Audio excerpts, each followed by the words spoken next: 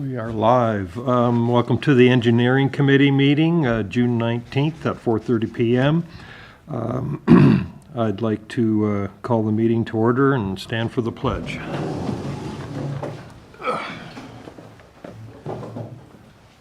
Ready, begin. I pledge allegiance to the flag of the United States of America and to the republic for which it stands, one nation, under God, indivisible, liberty and justice for all.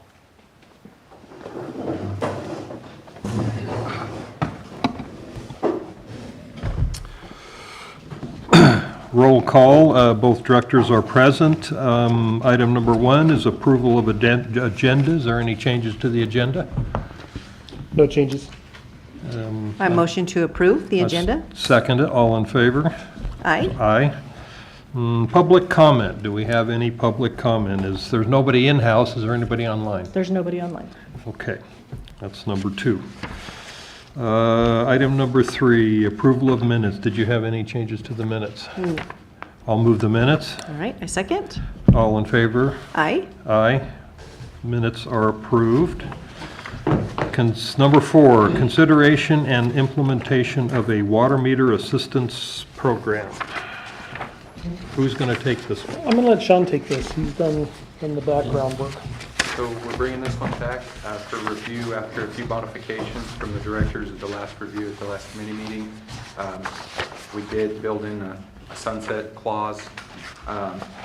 We had district council review with a couple of modifications that we're going to build in, but we didn't have time from when we received his recommendations till now. After consideration and discussion with our CFO, she recommends a 5-year repayment plan. 10-year, there's too much that can go wrong, so to speak. District council would also like to see an amortization schedule built into this, along with a few other minor considerations, such as remedies in the event of non-payment, determination, and SB 998 policies. A couple minor modifications we're going to build in, and we would like the recommendation of the committee to take this to the board at the next available opportunity. Okay, do you have any comments, questions? I imagine you do. Okay, so we're only giving them the option of the 5-year payment, which would be the $150 per month? That is correct. Okay. And as we fine tune the numbers at the 5-year, that would be $188.71, give or take. Again, Okay. everyone's gonna be different because they still have to go through our current policies, which is to obtain a water letter, and everyone's different by a few dollars here and there. Okay. Sean, I did have a question. I probably should have brought this to your attention ahead of time, but on a 5-year program like that, there is, or should we consider interest maybe tied with the CPI on something like that as you're kind of financing this and not looking for, like a credit card type interest rate or anything like that, but should there be something tied to the CPI interest that would be paid on this in this process? Our CFO did give us the direction. We built in a 5% interest component. And David's doing some background to make sure that that 5% is fair. But that component is built into that amortization schedule. Okay, thank you. Yeah, because I mean, if you pay up front, it costs $10. If you pay on a schedule, it costs you, $14 or $12 or something. So you're suggesting something like that being built in. Yeah, that's correct. And it sounds like it's already baked in there already. Thinking about that. Okay. So this, the background you had, let's see. So that should be 5 years. The first large paragraph with the bullet points, it says not exceeding 10 years, that needs to be 5. Correct. We're going to fine tune that. We received the guidance from District Legal Counsel, I believe it was yesterday afternoon. So this will be amended before we bring it back to the full board with only the 5-year component, no 10-year. Okay, and did you have any other questions? Go ahead. Well, how do you propose if the house is sold, or this can't be renters, it has to be the owner, correct? And Correct. how do you attach it to the house So the or to whatever? The property would be liened, and in the event of a transfer of ownership, then the lien has to be fulfilled before that ownership can transpire. Okay. That was the only, question I had besides, And we also built in a 6-month sunset after the implementation of the program, so it's not in for Right. perpetuity, there's a very limited time. And we also put in a map of, kind of give us an idea where these properties might lie as Exhibit A. there's a lot of them. And are we gonna reach out individually to these properties, like in a mailer, or just publish this program on, the website? I would defer that to our general. Yeah, I think we would contact the property owners. We would like some interest in this. We've actually done something similar to this where we had an instance where somebody had bought a piece of property or bought a house and it was connected to the neighbor's meter. And they're like, well, we don't have the money for a meter, and it worked out very well for the district. Got the customer a meter at a reasonable rate. A question too that may come up at some point should there be some consideration given for new construction? I'm not saying that that's the way we should go, but that question may come up, and it might be something to ponder as it comes up to the board.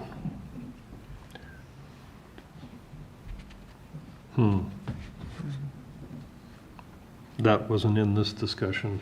No, it was not in that discussion. So, we'll leave that off to the side right now, and we could see what success rate Because this is we have. supposed to sunset, we suggested a sunset to try it out, not kind of Not in open-ended, perpetuity, yeah. so that developers or even people that, put a house in. Yeah, no, definitely, I think a sunset would be appropriate. So let's not deal with that right now, and we'll One work with this program. I apologize. One component that will be built into this that council's urging is the eligibility for the program based upon the sole discretion of the general manager determination of creditworthiness.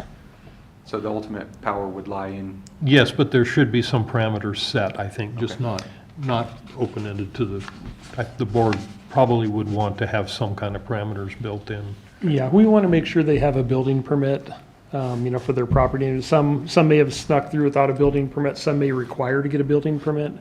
But we don't want to just, do this where somebody's parked a trailer out in the middle of the desert somewhere. And if it's an existing, say it's an existing, parcel that already has homes on it, like we have situations where you got grandma's house, but only 1 meter or whatever. Do they Correct. still require a building permit to install a new meter? Yes, we would probably take a look at that individually, but that would be, the goal would be to make sure that something with a permitted structure. Okay. That might be difficult with. Yeah, and it could be. That's why we'd like to take a look at If they put it in each one up on their individually. own. I mean, there's quite a few of those out here where they parked one out there, and Yeah. after a couple of years, pretty soon it's a residence. Yeah. Okay. Okay, so I think there are some still open-ended things. At this point, do you think it's ready to come to the board? Yeah, I mean, if council has already looked at it and he's included the things and then they're gonna rewrite this, I don't see why it wouldn't be okay to bring it to the next board meeting. Okay, or when it's ready? Yeah. Yeah, and if there were more questions that came up from the board or from council, we could make those adjustments and then either address it right then or bring it We could back. do it at the board meeting Yeah, too, mhm, so, absolutely. okay. And see, I've already crossed some things out. The $75 a month thing is gone. Correct. The 10-year thing is gone. Yeah, and then some type of definition for the general man. I don't want to just leave Don on the hook. okay? I'd like to have the board have some input on what the definitions would be attached to this, something, so. We're happy to make those modifications.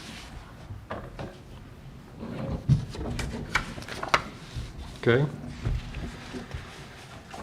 Anything else on this one? Any other comments or questions? No. Good to go? Okay, that was item number 4. Item 5 is OSD recharge study project. Yeah, I can probably give you some update, but probably not much because we're still in design. We're looking at August to be completed with the final design for the OSD Basin.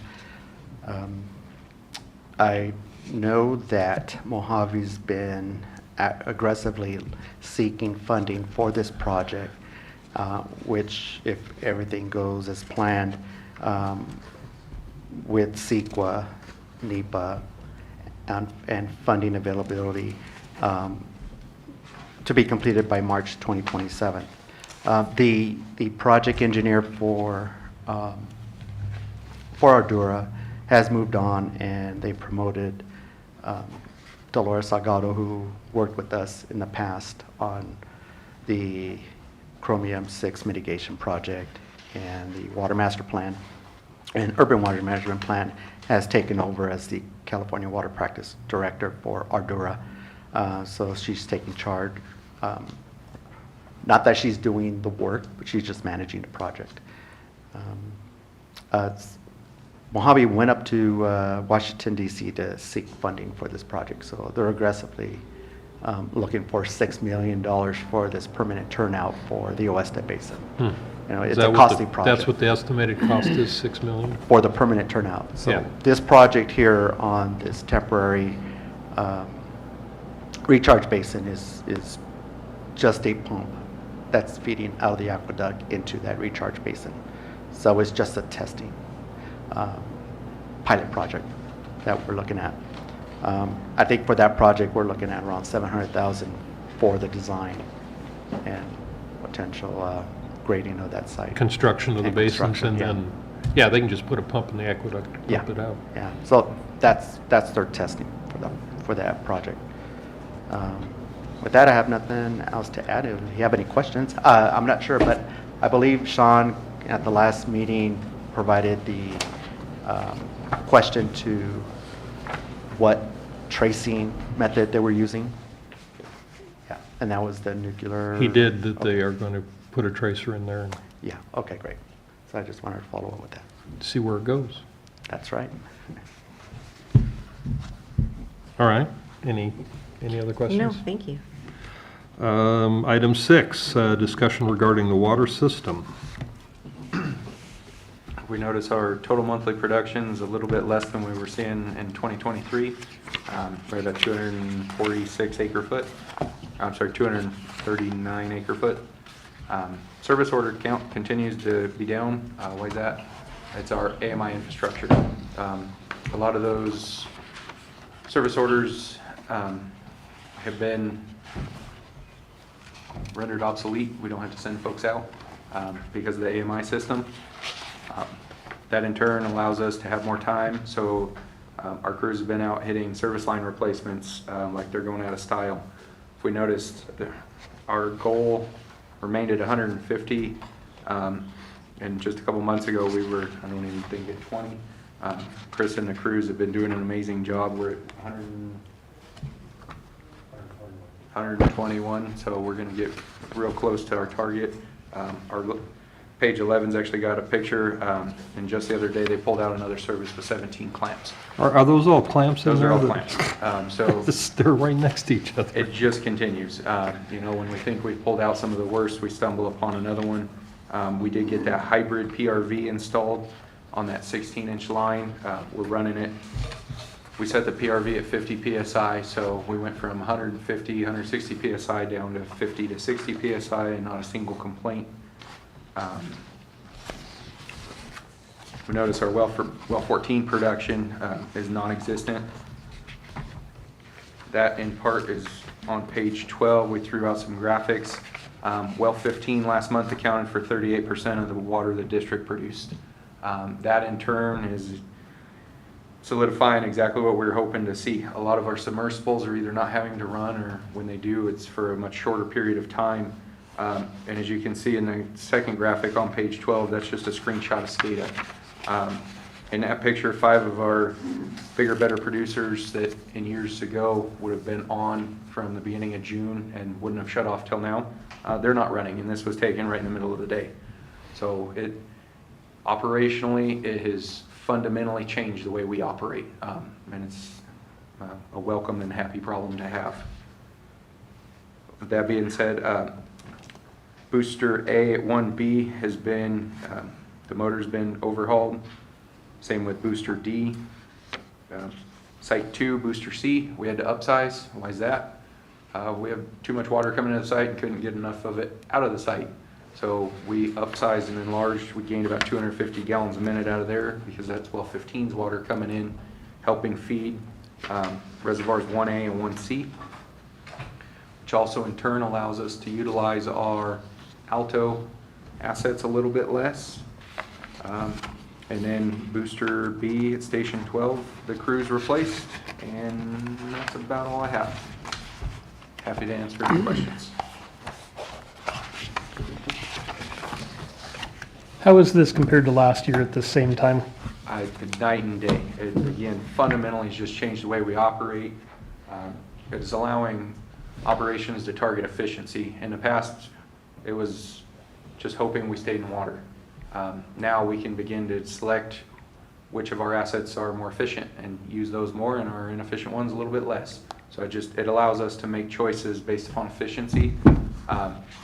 Hopefully, if trends continue, Jen, we're hugging loss rate right around 10% right now.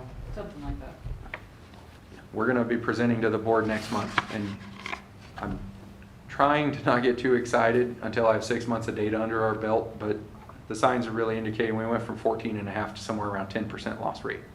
That translates somewhere between $40,000 and $60,000 of pumping costs in a year, which is significant when your bill's $900,000. It's just allowing us to be that much more efficient with our public's resources. Yeah, I have a question on that because I actually, okay, so on page 12, the monthly well summary, that's the production, 77,872,000 gallons, right? Yes. Yes. And you recorded a monthly production on page 9. Is that the wells or is that the total meters? Total monthly production, that's wells. That's wells, so that should be the same, It is. and it is. It is. I was going to say, Okay. You're giving me a heart attack. it's just a little bit different, and I was going, well, wait a minute, if this is meter total, then we didn't lose any water. No, 2.38.98, 2.238.98. I round to the second decimal for the reports, and our monthly reports, we go to the third decimal. Just a Well, little more accurate. it depends on what you use as acre foot or two, because I used acre feet, not cubic feet. But anyways, okay, so I was going, wow, we didn't lose any water. I wish. Yeah. Not quite, but we really have seen that decrease in our non-revenue water, so our loss rate. I believe, if memories hit me right, it was like 10.5% if we take the cumulative last 5 months. Significant again, because last year at this time we're 14.5, 14.9. Well, I'm going to hypothesize that you're pumping 38% out of one well in a new line, and if you've reduced the amount of time or turned off a lot of the other wells, that's eliminating a lot of those older lines and wells, and so you're going to save on loss. That's what we're hoping to see. Yeah, if we can get below 10%, that'd be pretty good with all the thousands of We'll have a miles of presentation coming lines. to the board next month about our pumping and our loss rates and our meter accuracy, with some components of consumption built in there too.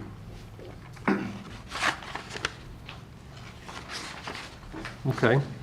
Any other questions or anything? Not related, but since it's kind of top news right now everywhere, how do you feel we're looking if we have a major fire in our area? I'm going to liken us right back to page 12. We have 6 of our better producing assets sitting idle right now. I wish I had a crystal ball. If I did, I wouldn't be here. Operationally, all we can do is keep the tanks full. Our properties, the vegetation's mitigated. I don't have access to CAL FIRE crews right now because they're out doing whatever. CAL FIRE, they're busy. The weeds at our sites are taken care of. We have switchgear installed at every one of our sites now. It used to be our critical pumping infrastructure. We just finished a month ago. Every single one of our sites has switchgear. That means we can hook up generators. We field 4. I can't power up every site off generators. We have agreements with some neighboring cities and it's not Cal OES, it's another one. It's an agency we belong to. That one, Cal Warren, where we can get assets deployed hopefully very quickly to the district, and or we start shuffling our assets around. Saturday night, there was a drunk person that wiped out a telephone pole or a power pole. Yes. Again, well 15 really helped save us. In years past, that would have been 4 of our wells without power. It's 4 different sites, 4 generators, so we'd had more time to deploy. That night, we deployed 2 generators, one at the booster station, one at the big well, and we don't really see that change in our levels. So having these larger wells, we deploy less generators. So I'm confident we'll get through any fire, we always have. We keep the tanks full. Just the other day, we had the one down off Sonora. We check in, tanks are full, and wells are sitting idle. So I'm confident that we can respond to any emergency. Again, we have interties with neighboring districts. They have interties with us, so we're happy to help. Awesome, thank you.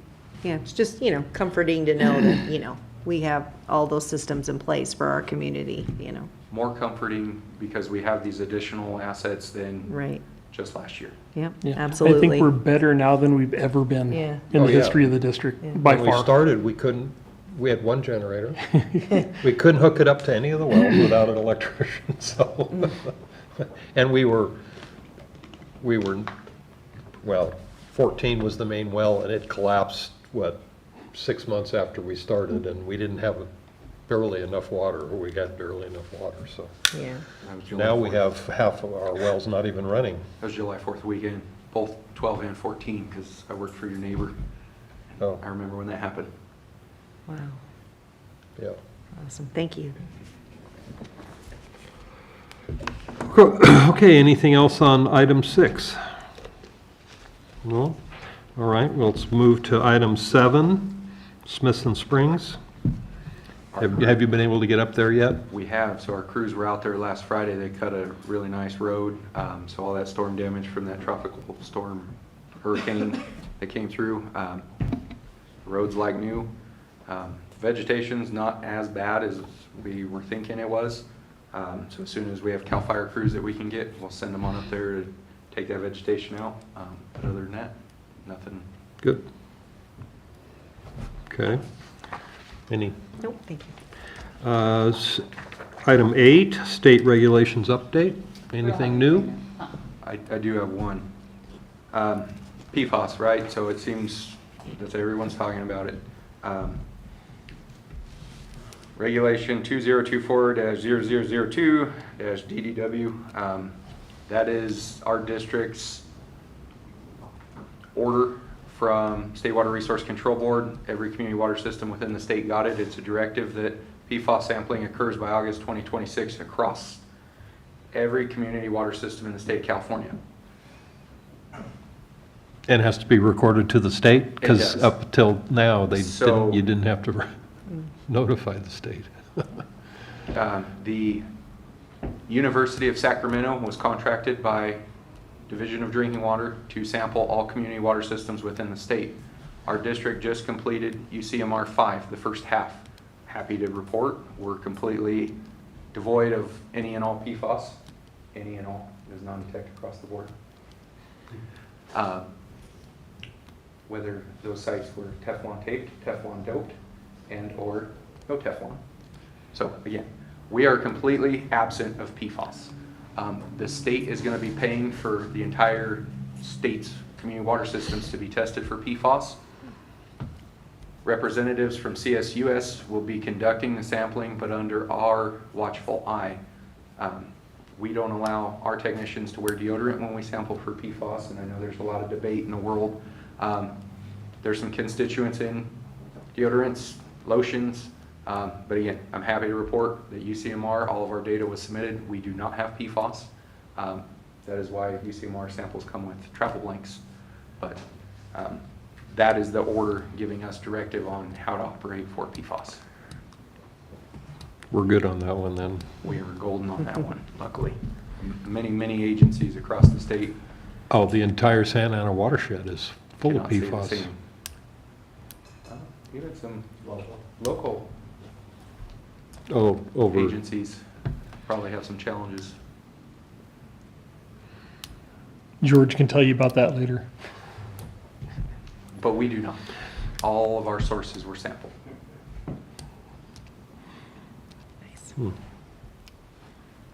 yeah, any river system is gonna be in trouble actually because of all the,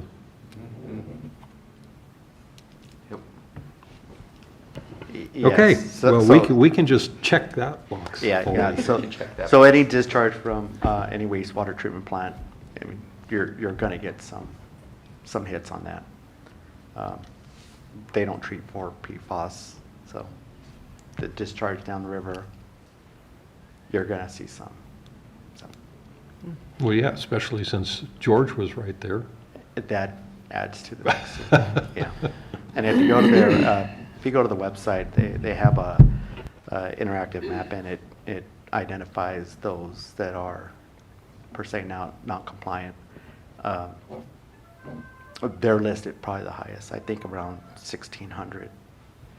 Yeah, it's gonna be, when it comes in, it's gonna be really low, like point, 7 part per trillion.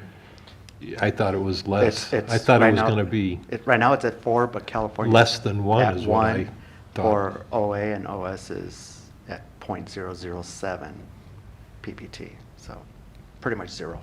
Yeah. Yeah, it's been a discussion at AWWA ACE this past week, and it's the talk up in the high desert as well. Oh, it's the talk of the whole United States.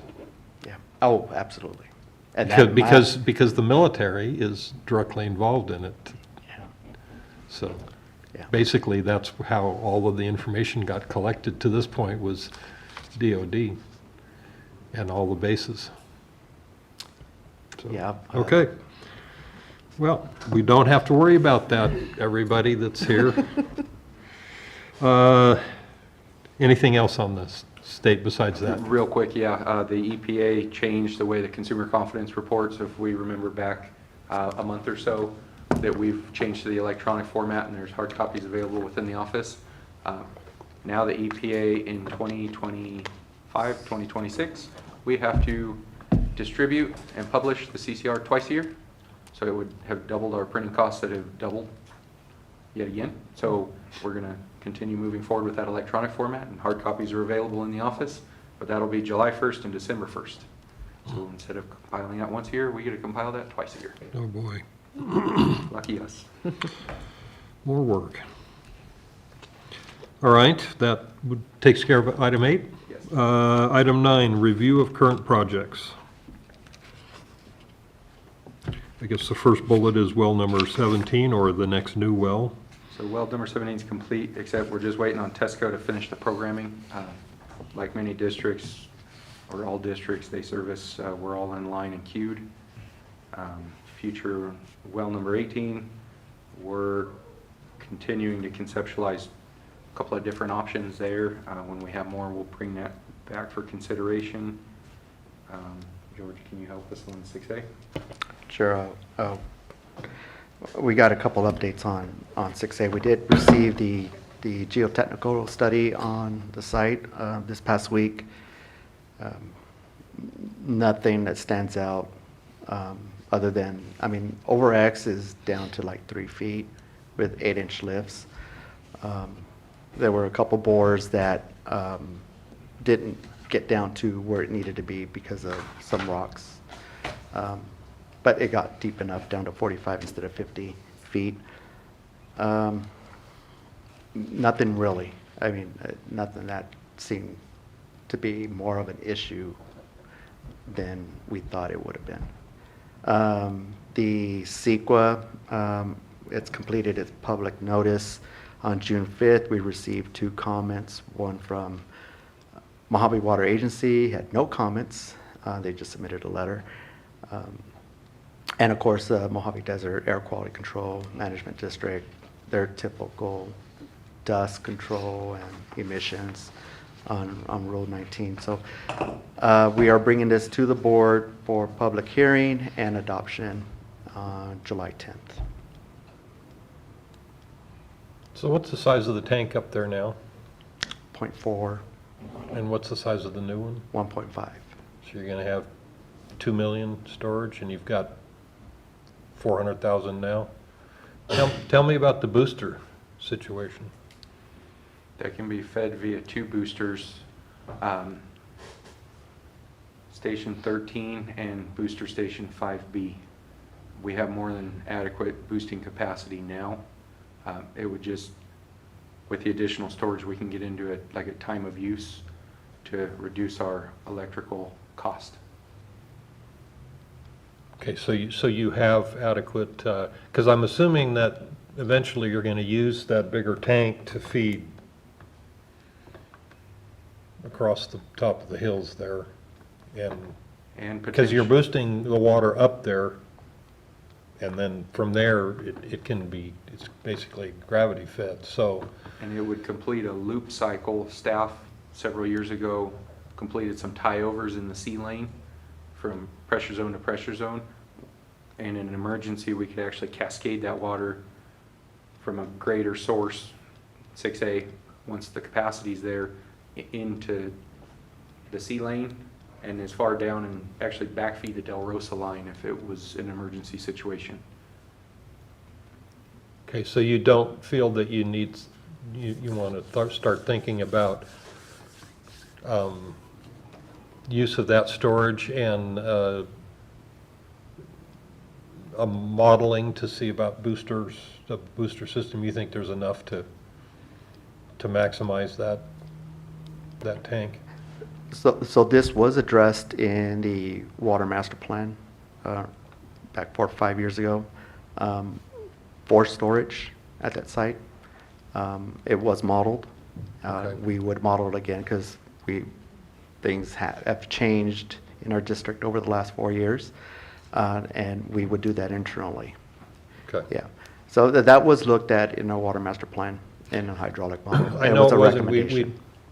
we talked years ago about the sea lane and connecting it, which you kind of have, but anyways, so you've already modeled it and then you, once it's in, then you'll start looking at the system again, because it seems like it's a pretty good, it would be a good use of storage at the high end up here, so anyways. And at the completion of several pipelines we've done in-house, it's given us more use of the freeboard of the tank without any pressure.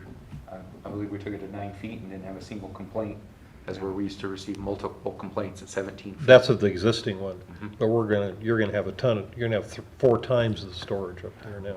Yeah.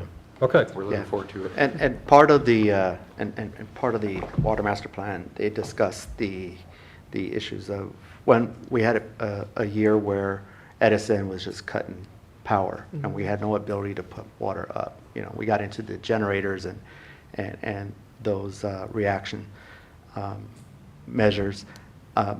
This would help if there is a fire and things were cut off. We have supply. Yeah, And you'd we have weren't hurting to pump water up a there. lot more storage up there flowing down. Yeah, good.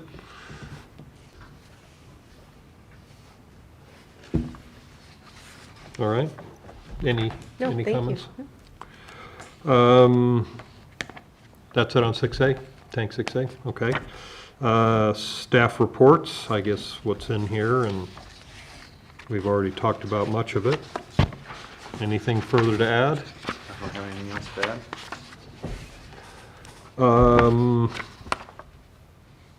Item 11, review of action items, prior meeting, We completed that. That was to bring back item 4. okay. And the current meeting, I have noted to bring the water assistance program to the board. to the board. Okay. I don't think there's anything else. Setting agenda for next meeting, and that is July 17th. Any adjustments to the, well, item 4, if that's going to the board, would we take that out? Yeah, we could remove that again. So we can take item 4 out? Yes. Okay. Anything else? All right. Last chance.